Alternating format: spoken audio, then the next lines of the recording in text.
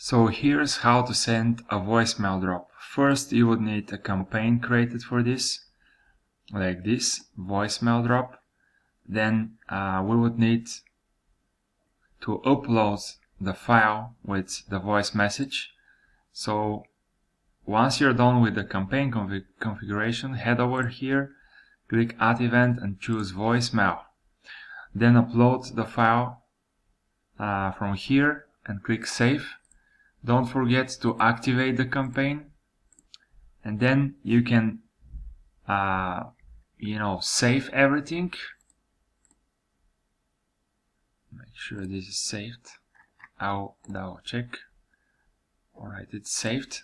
Then go to bulk requests, click create bulk request, type voicemail drop, whatever you want. Choose the campaign, voicemail drop, and then add the tag. You have tagged the group of people you want to be outreached, and then click add.